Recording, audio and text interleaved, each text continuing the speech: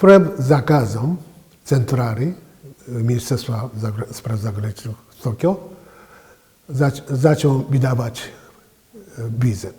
Dzięki dzieciom polskim społeczeństwo japońskie też było zainteresowanie o Polsce. A Chopin to jest Polak? Dlaczego w Polsce tak mówią na temat o Japonii jako kraju kwitnącej wiśni? Nie zdajecie sobie sprawy, skąd pochodzi takie wrażenie. Okazało się, że między innymi, oczywiście po wojnie rosyjsko-japońskiej, Niemcy polscy bywali w Japonii. Okazało się, że wśród jeńców rosyjskich było dużo Polaków. Jedną czwartą ci było Polacy.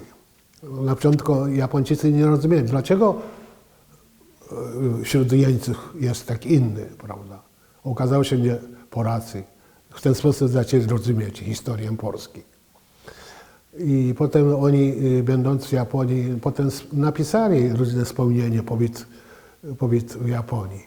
A potem drugi, uratowanie dzieci polskich w Syberii w latach 20. To jest też prawie 100 lat temu. I w ten sposób w społeczeństwie polskim zaczęli naprawdę pięknie wyrażać o Japonii. Japonia, która kocha dzieci i ratuje tych naszych skarbów. Więc naprawdę dzieci, które spędziły piękne dni w tym kraju kwitnącej wiśni. I zaczęli w ten sposób mówić o naszym kraju jako kraju, gdzie pięknie kwitnie wiśni. Była rewolucja rosyjska, potem wojna domowa, interwencja aliantów itd. To było w latach 20. Armia japońska też interweniowała na terenie Rosji. To było związane interesem narodowym. W tym okresie, jak była wojna domowa, było dużo Polaków.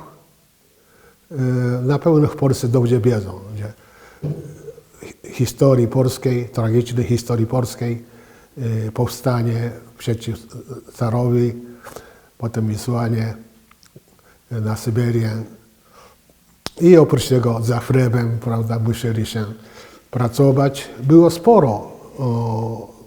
Ja tu i tam sprawdzałem, ile było Polaków w Syberii. Różne cyfry są, a w każdym razie kilkaset na pewno było. Więc wojna domowa, głębiej uciekli do Syberii. W końcu w pobliżu Władiwostoku, bo to jest największe miasto w tym okresie. I tam powstał komitet polski. Chciał nawzajem pomagać, uratować Polaków, którzy cierpieli z tej wojny domowej Rosji. To się okazało, że nie dało się. Inflacja, brak środków. Przynajmniej postanowili działacze komitetu, że uratujemy przynajmniej dzieci naszych. Tu i tam kontaktowali się z polonią amerykańską, francuską, chińską i w końcu do Japonii. Ówczesna jakaś przewodnicząca Wilkiewicz się nazywa, pani, dawno działać w Polsce, pojechała do Japonii. I no, w skrócie mówiąc, prosiła o pomoc. MSZ zaskakująco bardzo krótko, w ciągu 2 tygodni postanowił uratować. I przekazał tą sprawę do japońskiego Czerwonego Krzyża. I potem oni do Rosji, do Białegostoku organizowali sieć, prawda, pomocy. W ten sposób razem właśnie z komitetem ratunkowym Polaków zaczęli ewakuować dzieci polskie do Japonii. W ten sposób w latach 20-22 zostało ewakuowane prawie 800 dzieci. Dzięki dzieciom polskim społeczeństwo japońskie też było zainteresowanie o Polsce, która była daleka od nas, nie bardzo znała. Ale na świecie jest taki kraj, gdzie ludzie cierpią, a w szczególności dzieci.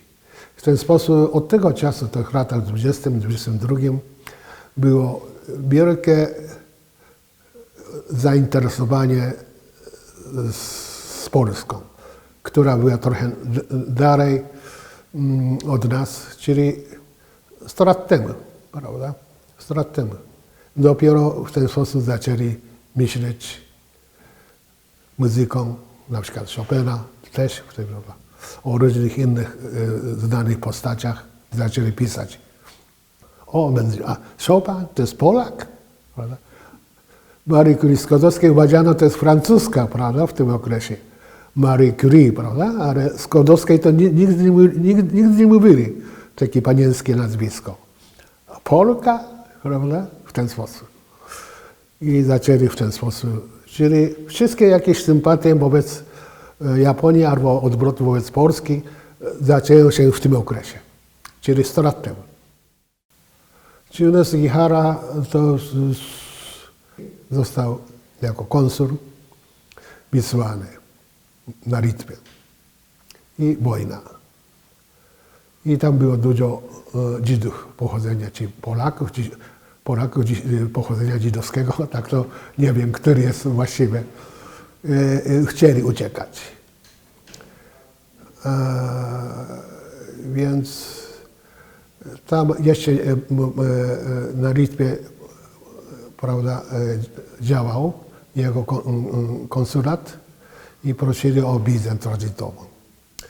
Centrala nie pozwoliła, bo to chciał uniknąć jakiejś skandal międzynarodowej czy jakieś inne kłopoty. I pisze na ten temat dużo, że pan Sugihara naprawdę się zastanawia, co dalej zrobić. Odrzucić, zamknąć na drzwiach. Ale on był pod tym względem w tym okresie wielkim humanistą. Jak na ówczesnego Japończyka, to jest bardzo otwarty na świat. Nietypowy Japończyk, tak można powiedzieć. Wbrew zakazom centrali Ministerstwa Spraw Zagranicznych w Tokio zaczął wydawać wizę. W ten sposób, bo to w tym okresie jak jedno wiza to całą rodziną, prawda? Nie każde pojedynczo, dzieci razem z rodziną. W ten sposób w sumie, no nie wiem, kilka tysięcy, niektórzy mówią, że 5-6 tysięcy dostali ewakuowanie dzięki wizom wydawanym przez pana Sugihary. Ale to jest wyłącznie jego osobista zasługa. To jest nietypowy Japończyk, otwarty na świat. Bardzo rzadko się zdarza.